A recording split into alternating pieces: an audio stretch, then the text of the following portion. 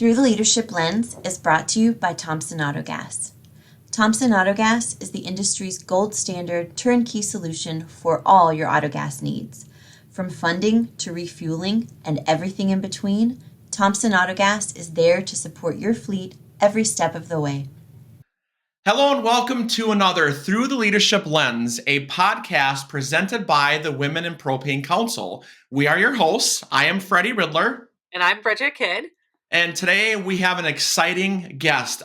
We're both excited about this. You may have recognized her from the NPGA Expo Nashville last year. We have the keynote speaker, the leadership forum speaker from last year, Kathleen Quinn Votaw. She is the founder and CEO of Talent Trust. Kathleen, we are so excited to have you on our podcast today. How are you doing today? I am so excited. Happy New Year to all of you. And I'm excited to be back with my propane friends and participate in this conversation this morning. Awesome. So we're going to kick off the very first question we always do in our podcasts. What is leadership and what does it mean to you? Oh, I think leadership is a tricky business, actually. And sometimes people think because you're the best performer of a position, you're automatically a leader. And that is not necessarily the case. So leadership to me is really, and my perspective is a 57-year-old chick. So I've learned a lot over the years. And earlier in my career, I thought a leader had to be a boss, a bossy boss. And there's another word for that I won't use. And that's not true because you don't get the best out of yourself or other people. And so then as I matured as a leader, I realized that loving people is leadership and really understanding what makes them tick, what is important to them and their families is the secret to great leadership because you want to help them achieve their dreams, not your dreams. Mm-hmm. That's interesting. Can you tell us, Kathleen, you mentioned, 57-year-old chick, which I can appreciate. Yes. What caused you to change your perspective? Were there moments or was it just a series of moments? How did your perspective change from the bossy boss to kind of more loving, nurturing leadership? Well, it really happened when I became an entrepreneur. When I left big corporate America and I had to be, kind of chief cook and bottle washer, the first in 2003 when I started my company, it was me, myself, and I. And then in 2009, I started bringing on people. But I had the freedom to create an environment that appealed to them. And I became more directly attached to the people who were doing the work for me.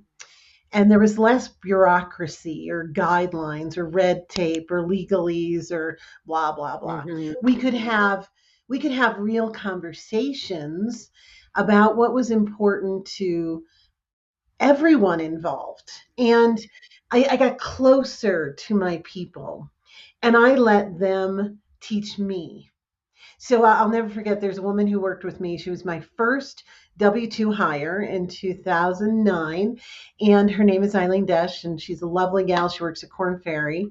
And she said, seek to understand first. Because a lot of us who are leaders in, senior jobs, VPs, we're driver personalities. And we get all excited and we're pushy and we're extroverted and we get all over people before we stop and listen. Listening is a superpower. If you will just shush a little bit and ask, what is happening in your world that might be affecting your performance? If you have a performance issue, I've noticed, Freddie, Bridget, that something's off. What's going on? And shush instead of attacking. And it's like in our DNA to be aggressive, right? We're drivers, but you have to learn to pull back and seek to understand first. And it's not easy. So I love that you said that, because in your book, Mhm. Dare to Care in the Workplace, I actually have a copy of it. I was brave enough to stand up and answer one of your questions last year. So you gave me a Yeah. book. And I wrote it down. I love the part about shutting up and listening. We talk Yes. too much. And that was one of my questions. And that's a leadership attribute. And I had to learn that.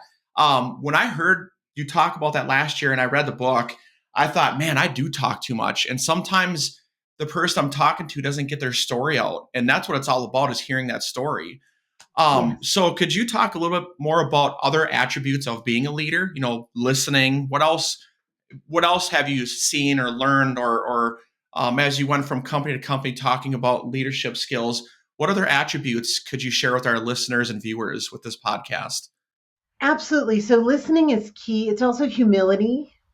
Yeah, being able to learn from the people who work in the front lines with your customers, um, and being able to truly um, transform yourself for the needs of the customers and the employees, because we're living in a very transformative period of time. Can we all agree that that's happening? It's the most transformative time I've certainly ever experienced, and there's so much uncertainty. So you do not have to be the smartest guy or gal in the room. You actually have, in my opinion, you have to have a power of codifying all of the information from different sources, and collaborating.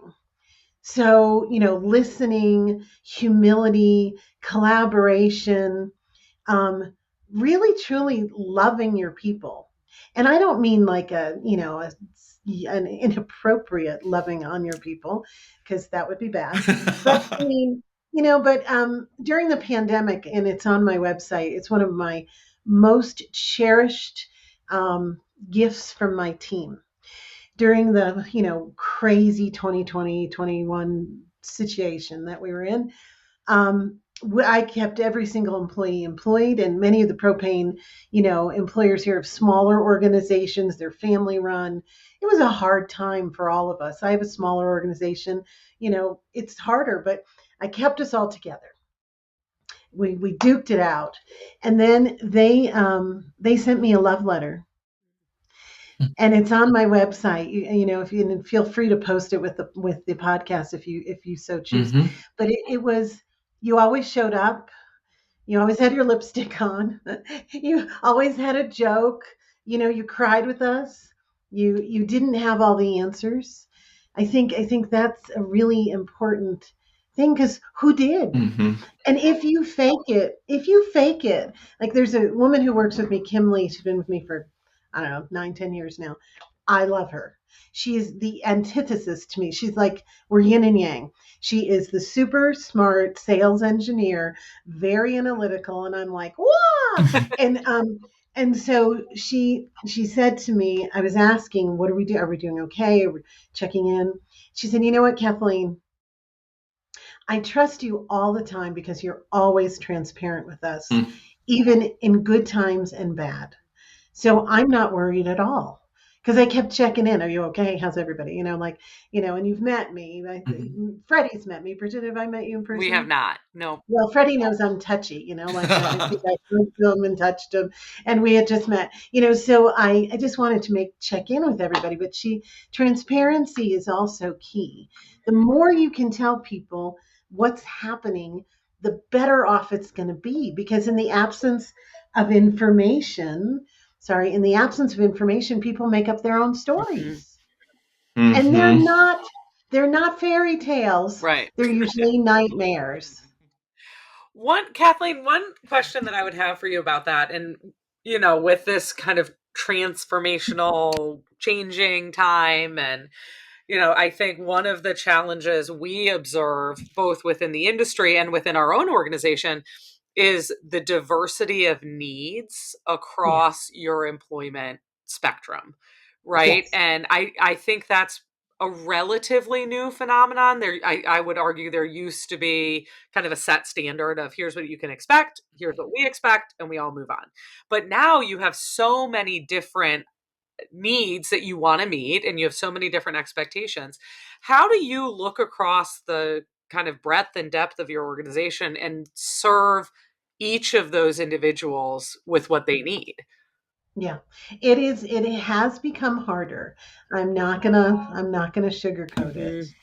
Mhm. But if we as employers do not meet people where they need to be met, someone else will. Mhm. So even though it's tricky, right? We have people who are driving trucks and filling up tanks with propane, right? That's not a work from home job. Mhm. Last time I checked, right?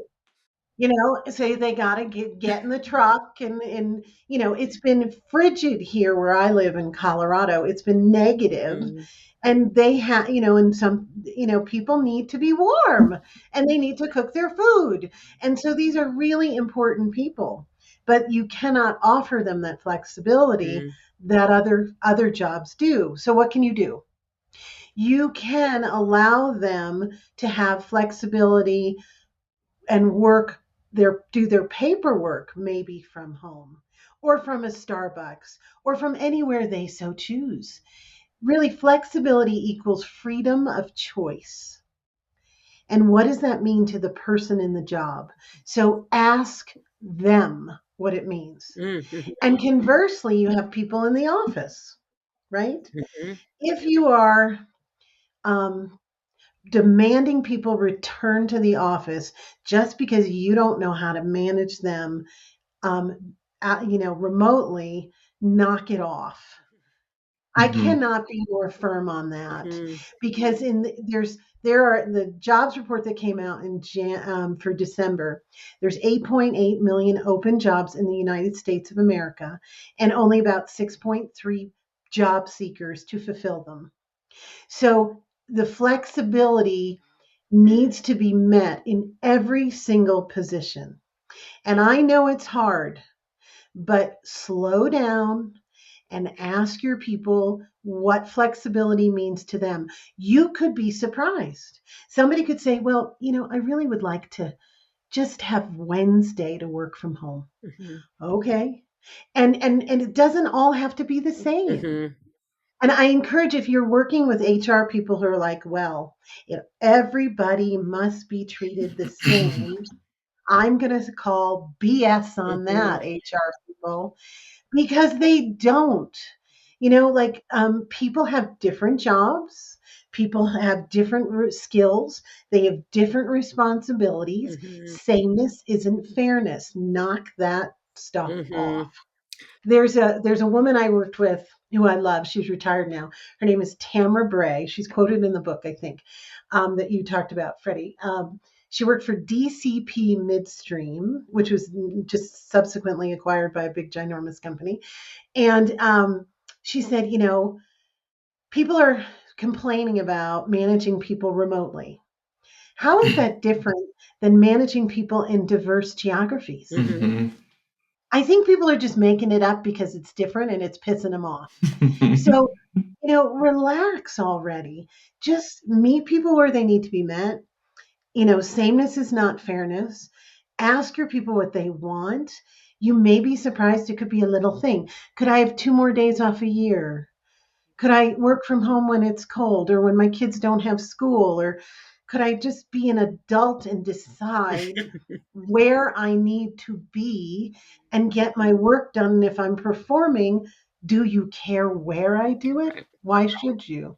Sorry, I went off on a riff there, No, but it's good all for No, you. but right. I love that. I mean, it resonates so much with Yes. the type of employee, certainly for me, that I want to work with, but I also Yeah, want on my team. I always say, if you need me in that level of micromanagement, this is not the place for you. And I am not the manager for you, because I want you to thrive and do your thing and be so successful, and then check in. And if you need support Mhm. and you need assistance, I'm your girl. But if we have to be, the jobs that we're working with are not punching a clock. They're not working on a manufacturing line doing a thing, which are all very critical jobs, but that's not what we're talking about. and the ability to identify. I love the sameness is not fairness. I love that. Yeah. It is so important. And, Bridget, it goes to selection. So if you have jobs where you need someone who's an independent thinker Mhm. and independently responsible, there are really inexpensive assessments you can use that, will help you ascertain how independent the person really is. Mhm. Like if you did an assessment on me, I'm ridiculously independent. Like, do not try to tell me what to do. But there are some people who are like, I need you to tell me everything. Mhm. And Bridget, they would drive you nuts. Mhm. Mhm. Right? Yep. And that's okay. Mhm. You get to select the people who won't drive you nuts. Mhm. Well, I also think from my perspective, for part of leadership, and I love an assessment. I love them. I love all of them. Because Good I girl. think, while that hyper analytical person would normally drive me bananas, if I know that about you, right, I can Right. set some boundaries up. And I've had these conflicts as I've matured in my career. It used to make me crazy, like a Yeah. crazy person. If you ask someone to do something and they come back with 52 questions, Oh, I'm like, okay, how about this? What are your top 5 questions that you need to get off the ball?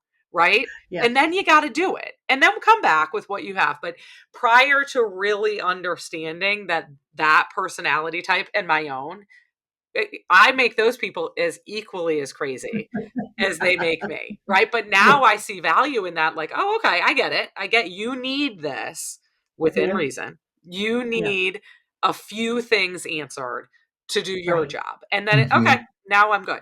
But let's limit it to 5. 482 questions is not within the boundary. And isn't it fun when you realize you drive people crazy too? Mhm. Yeah. When you finally have this realization, oh, we're all trying to be Mhm. human. We're all different, and we all have these little picadillos or idiosyncrasies that drive each other nuts. Mhm. Mhm. And Yeah. can we just laugh about it Yes. versus fighting about it? We did There- an organizational assessment a couple years ago, and it was interesting to see how, certain things were just very obvious, right? But across our organization, the one common denominator was an insanely high sense of responsibility, Yeah, which was good. so nice to see, because how you get there is a little bit different, but Mhm. you do all have that commonality of an insanely high requirement and need for a sense of responsibility. It's Yeah. interesting. Yeah, I, and it's funny too. I can just picture everyone that just watched that last 2 or 3 minutes going, "So we're not alone." Like, so this is a great spot, Kathleen, because I know you have so many valuable resources online. Do you mind sharing with the listeners and the viewers right now where they can get some of this help?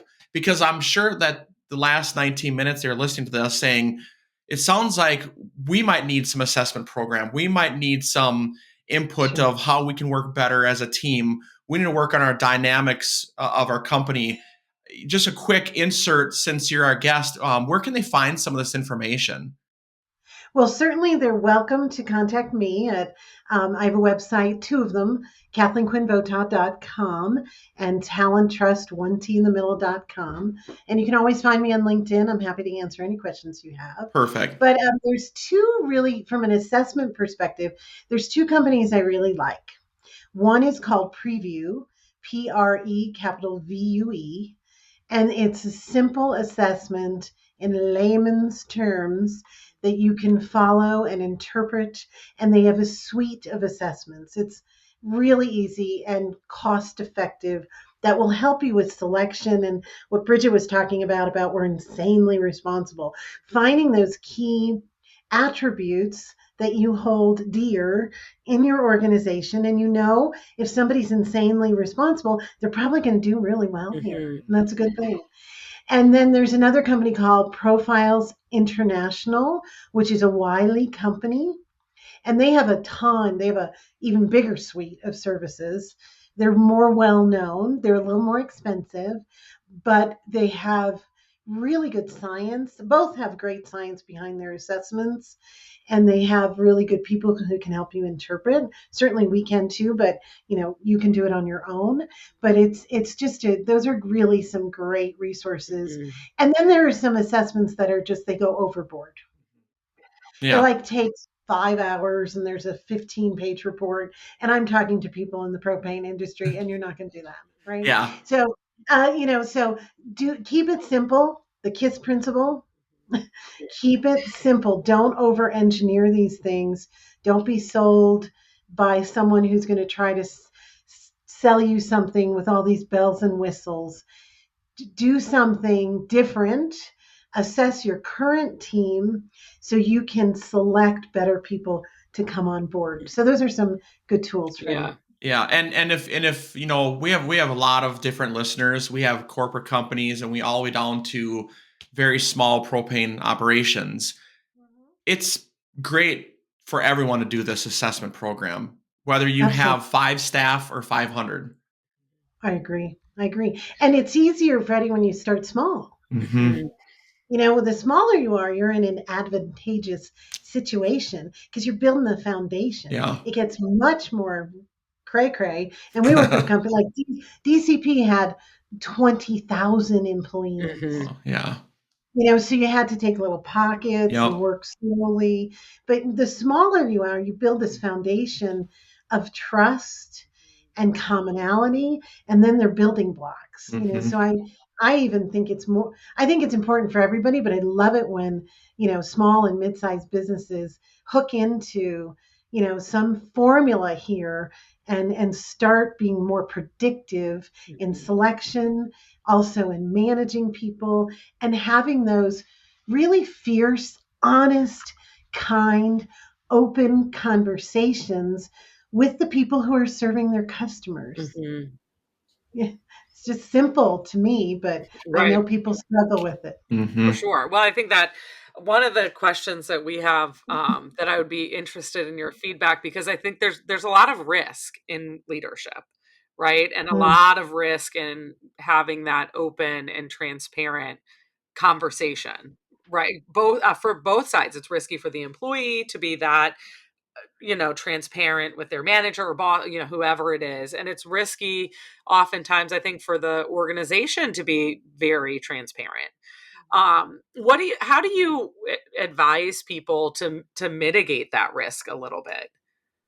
Well, with transparency comes trust, Mm-hmm. and trust is the foundation of every organization.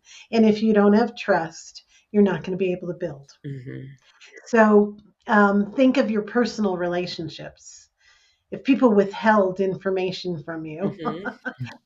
Yeah. that would be problematic Mm-hmm. in your personal relationships, right? We tend to mess it up when we cross the threshold at work. Mm-hmm. We become different people. We become the boss and the employee, where we're really human beings serving each other and working together for common good. So we kind of screw it up. My book, Dare to Care in the Workplace, helps people unscrew it up just a little bit. And your business relationships are human relationships. Mm-hmm. But if you don't have trust, you cannot build from Mhm. anything. Mm-hmm. So if I don't trust you, I'm never going to tell you the truth. Mm-hmm. So then I'm always going to get you. I'm always going to get you. Whether I'm the boss or the employee, it's a get you relationship. We just had a young woman leave our organization, great gal. And, she's very new in her journey, right? And she just unceremoniously resigned. We have never had that in our Mhm. company. Usually we have a conversation, what's going on? Are you happy, not happy? And then we create a path to either exit or, a different position. Mm-hmm. So it was a little shocking to our system. And basically her parents told her not to tell us the truth. Mm-hmm. And I was just on a, hey, if you're unhappy, just go look for another job. Mm-hmm. I'm like, okay, no. Mm-hmm. So I was just on a Fox News affiliate in Kansas City. And my first advice, if anybody's looking for a new job or disgruntled in their position, right? Here's your first step. Talk to your current employer. Because I know, radical. Whoa, wait a minute. Whoa. What if, what if you could say, hey, Freddie, I'm not really feeling successful in my position. And I would love your help, achieving some of my, personal and professional objectives. hmm I'm just not feeling successful. And I'm having a tough time here. I'm having a tough time there. What can we do to get me on a path of feeling more successful? Mhm. And Freddie is an inspired leader with his little turtle. Um, and because that's turtles are heart animals.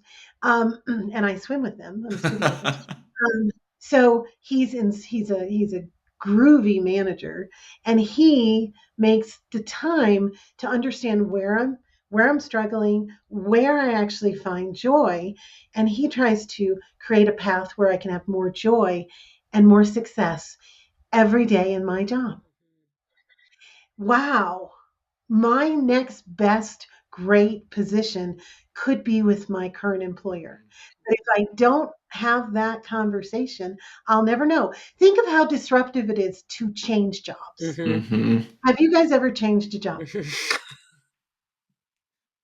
It's Yes. not Yes. easy, right? Right. You have to talk to your people, your Mhm. people at home. They get all crazy and whack-a-doo-doo about the change. Mhm. And then, what about the kids and the house and where we're going to live and what's going to go on? And oh my God, we got a good thing going. Why are you disrupting our lives? hmm That's the home conversation. Mhm. And then you go to work and you have to fake it till you make it because you're cheating on them for 3 to 6 months trying to find another job. And you probably don't feel good Mhm. because you're nice people, right? And you're put in a position to lie. Yeah. And that doesn't feel good either. Right. So hey, if somebody came to you tomorrow and you're in leadership roles and said, "I'm not feeling successful. How can I feel more successful here?"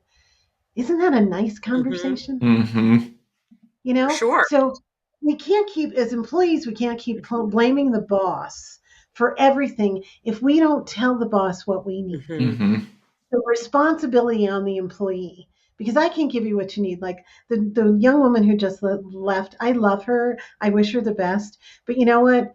I couldn't help her because she didn't even speak up. Mhm. Yeah. But hey, it's okay. Mhm. God bless. Move Yeah. on. Right. Not mad. Just do what you need to do. But Right. it would change our environments if Mhm. we had those, if we could start with trust. hmm Mhm. And I trust you not to fire me just because I tell you I don't feel successful. Mhm. Well, you're so much better off. I mean, the effort and cost that goes into replacing an employee Right. is astronomical. And you would hmm want, I think there's the kind, I would imagine a lot of people listening to this from our industry are thinking, well, we can't be everything to everyone. We can't do all of that. But I think if you go back to your original the original conversation about sameness is not fairness, Right. these conversations, just because somebody says, I don't feel successful, doesn't mean you have to create a whole new job that Yeah. doesn't exist. Let's have a Right. conversation about what it means for you as an individual, not restructuring the entire organization. Exactly, Bridget. And so let's go back to the guy or gal driving the truck, Mhm. right? Maybe it's, hey, I'm driving a truck today, but what can I learn in the next 90 days? Mhm. So can I learn something? Will you teach me something else? I like to learn. There's a great guy. His name is Ken Rusk. He wrote a book called, and it'll come to me in a minute because um, Blue Collar Cash. Ken Rusk, Blue Collar Cash.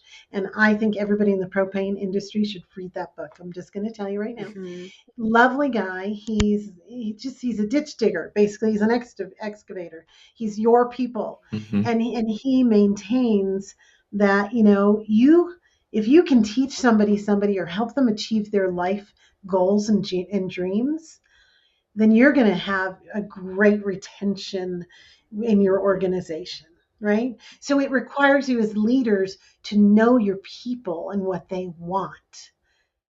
So it's opening up, it's that transparency of Who are you, Freddie? What do you want? Mm-hmm. What are your goals in life, dude? I Mm-hmm. want to help you achieve those. Mm-hmm. And you might want to be a singer on The Voice. Who knows? But whatever somebody's goals are, if we as leaders can help them achieve some of that, that's where the magic happens. And that's where the reward comes back to you. Mm-hmm. Yeah. Yeah. I have to ask a question, and I'll tell you why. I want to know what inspires you, Kathleen, because in your role, you have to be so energetic and positive and find the answers. Because if I'm having you come to my office to help build this program, this diversity, this better workplace, you have to come in already knowing there could be essentially a problem. Oh, yeah. So what inspires you to do what you do? Well, that's a great question, Freddie. I believe in human kindness, and I have a lot of faith in God and in people and in our world. I also have survived cancer one time, and I am fighting it again now. And so every single day that we have on this earth is a gift, and every single person we get to have time with is a gift. And so I am just inspired by humans and what they want to achieve and what they have achieved, what they can achieve. And I believe in us. I just do. And I know, even though there's a lot of uncertainty right now in January of 2024, I believe that we will get through it and we will be stronger and better on the other side. I just believe in us. That's I could just wonderful. finish a podcast with that. Oh, I was telling Freddie earlier, I feel a little bit selfish in these podcasts that oftentimes it feels like a therapy session for me. Right? This just wealth of information that's shared with us. And I walk away thinking, God, I could talk to that person for another 3 hours I today. know. So we appreciate that was wonderful. It was. Great. We'd Thank all learn you. from that for sure. Yep. Thank All right, Freddie, let's do it. All right, let's go. Thank you, Kathleen, for the first part of the podcast. We appreciate it. Now we're gonna have a little bit of fun. We call this the Okay. whip round, where we're just gonna fire off some questions and whatever that comes to mind, first thing comes to mind, answer it. We're not gonna grade you on this. Don't worry, there's no test. Okay. So I'm gonna let Bridget kick it off. The whip Yeah, round. I'm going to go with my favorite question. What do you keep in the trunk of your car? Blankets. Okay. Lots of them. A basket of blankets. Okay. Kat, that's great. Some people have all sorts of stuff, but just blankets. Do you quilt or sew or anything, or are they like just blankets from your house? Just throw them in the trunk? Hockey rings, Got it. going on picnics. Okay. You always need something to sit on. Yeah. I'm ready a village to get together and sit on something. Yeah. I love it. Well, if you're ever in Minnesota, I'm stranded on the road, I know who to call. Yeah, right. Yes, exactly. So, Kathleen, if you could go back to your 16-year-old self, what advice would you give that 16-year-old Kathleen? Don't kiss as many boys. Sound advice for all ages. Yes. Sound advice. All right. What would, if you had a superpower, what would it be? Superpower. I think my superpower, I would want to be able to be like Bewitched and do my nose and grant wishes everywhere. Love it. Giving back. I like that. Kathleen, when you're alone in your car or in your work study, what do you think about? Oh, God, everything. I pray, I sing, I talk to my mother. I love it. Those are the things I do in my car. Yeah. Love That's it. great. Can you describe yourself in one word? Hilarious. I love it. don't know, it just made me laugh. It completely, it's like, it's just silly. I mean, really, it's silly. So this you already wrote a book, so I'm curious to see what you think about this. But if you wrote a book about your life, what would the title be? Oh, wow. It's not for the likes of us. It's actually in my mind because I'm authored two books, Freddie. One called Solve the People Puzzle, the other called Dare to Care in the Workplace. Perfect. And so I was raised by two beautiful people. My dad was an Irish immigrant. He's in heaven now. My mother is a first generation American from Irish descent, and my mom. They were both raised very not to want too much. Mm. And my mom's mother and father used to tell her that it wasn't for the likes of her. Like if she wanted to go to the movie theater, that's not for the likes of us. Our kind of people, working class people, we don't go to the movie theater. We don't have things like that. It's going to college wasn't for the likes of us. So the book would be about it is for the likes of us. Mm-hmm. You can have anything you want. Don't limit your dreams. That's great. So that's a book that I'm marinating on. See, here we go. Now I want to have an hour and a half conversation just about that. Here is the blessing and the curse. I can come back. We're going to. We're doing it. Okay, my last question is describe your ideal vacation. Oh, scuba diving. I'm not kidding. A month in Bonaire with the turtles. Yes. That's awesome. Let's do it. Yes. I'll meet you there. Let me know when we're doing it. Yeah, that's fantastic. Well, Kathleen, thank you so much. Again, Kathleen Quinn Votaw, the founder and CEO of Talent Trust. You can read more about all this information from her website, talenttrust.com, 1T. We'll have our podcast. I believe the podcast is going out sometime in May of 2024. So look forward to that.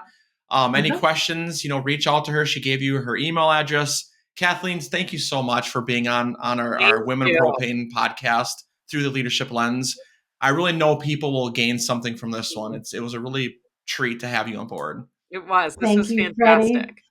Thank you, Bridget. It was a wonderful half hour with both of you. Thank you. Fantastic. Thank you. This has been another episode of Through the Leadership Lens presented by Women in Propane. Be sure to subscribe, download, and share with a friend. To learn more about Women in Propane, visit us on Facebook, Instagram, or online at www.womeninpropane.org. I'm Freddie Riddler. And I'm Bridget Kidd. Thanks for listening. Until next time.